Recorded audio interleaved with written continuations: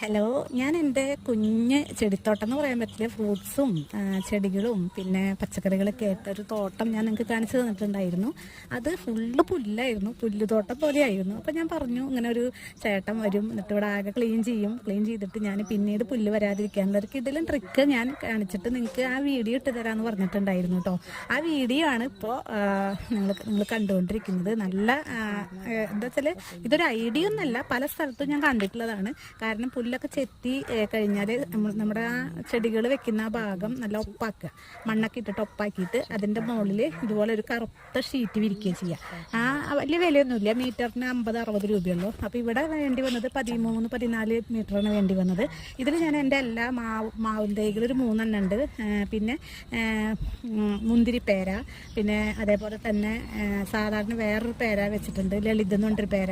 പിന്നെ ചെടികളുണ്ട് അതിൻ്റെ ഇടയിൽ, പിന്നെ ബനാന സപ്പോട്ട, പിന്നെ അതേപോലെ തായ് പിങ്ക് പേര, പിന്നെ ഉള്ളത് നല്ല മധുരമുള്ള ചാമ്പ, പച്ചമുളകുകൾ, പിന്നെ റംബൂട്ടാൻ, റെഡ് ലേഡി പപ്പായ, പിന്നെ നമ്മുടെ മൾബറി, പാകിസ്ഥാൻ മൾബറി, പിന്നെ റെഡ് സീതപ്പഴം, പിന്നെ ഉള്ളത് നമ്മുടെ എന്താ പറയുക നല്ലൊരു ഇതൊക്കെ എൻ്റെ പേരയ്ക്ക് എത്രയാണ് ഇടയ്ക്ക് മറന്നു പോവും. നല്ലൊരു ഫ്രൂട്ട്സ് ഉണ്ടാവണ ഒരു ഇതാണത്, അതും വെച്ചിട്ടുണ്ട്. പിന്നെ നാരകം, അതായത് ഓറഞ്ചിൻ്റെ നാരകം കേട്ടോ, അങ്ങനെ പറഞ്ഞിട്ടുള്ളത്. ഇതും ഒരു ഓറഞ്ചും ഉണ്ട്.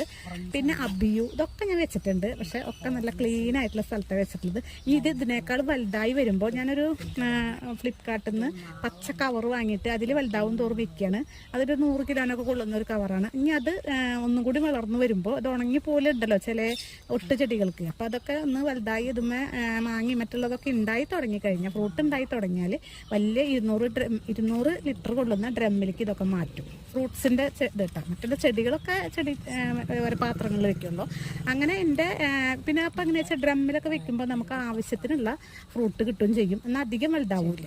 അതാണ് അതിൻ്റെ ഗുണം. നമുക്ക് കുറച്ച് സ്ഥലമല്ലല്ലോ, അപ്പോൾ ഉള്ളത് നല്ല ക്ലീൻ ആയിട്ട് കിടക്കാനായിട്ട് ഇത് എല്ലാവർക്കും ഫോളോ ചെയ്യാട്ടോ. ഞാൻ പലയിടത്തും കണ്ടിട്ടാണ് ഞാനിത് ചെയ്യണത്. എനിക്ക് ഭയങ്കര ഒരു സന്തോഷമാണ്. 2 നേരം ഇതിൻ്റെ അടുത്ത് വന്നിട്ട് ഇവർക്ക് വെള്ളം കൊടുക്കുക, വളം ചെയ്യുക, അങ്ങനെ ഭയങ്കര എപ്പോഴും ഇവിടെയാണ് എൻ്റെ സമയം ഞാൻ കൊണ്ടു നടക്കുന്നത് ഇവിടെയാണ്. അപ്പോൾ അത് ഇനി വെക്കാനുണ്ട് കുറേ ഫ്രൂട്ട്സ് പ്ലാന്റുകൾ. പിന്നെ ഇനിയും പേര ഭയങ്കര ഇഷ്ടമാണ്. പേരച്ചെടികൾ ഇനി വെക്കണം. പിന്നെ അതേപോലെ തന്നെ മരമുന്തിരി, പിന്നെ ആപ്പിളിൻ്റെ ഫ്രൂട്ട് ചെടികൾ കിട്ടുമെന്ന് പറയുന്നത്, അത് വെക്കണം. അങ്ങനെ എൻ്റെ ഭയങ്കര ഒരു സന്തോഷമുള്ളൊരു സ്ഥലമാണിത്. പിന്നെ ഇത് നമ്മൾ മനസ്സിന് ടെൻഷൻ ഉള്ളവർക്ക് ഏറ്റവും പറ്റിയതാണ് ഇത് കേട്ടോ. കാരണം നമ്മുടെ മനസ്സ് റിലാക്സ് ആവാനും നമുക്ക് ആവശ്യത്തിന് ഫ്രൂട്ട് നമ്മുടെ വീട്ടിൽ തന്നെ കിട്ടുന്ന വെച്ചെങ്കിൽ വിഷമൊന്നും ഇല്ലാത്ത കിട്ടണമെങ്കിൽ അത്രയും നല്ലതല്ലേ. അപ്പം എല്ലാവരും ഇത് ഫോളോ ചെയ്യട്ടെ. ഓക്കേ.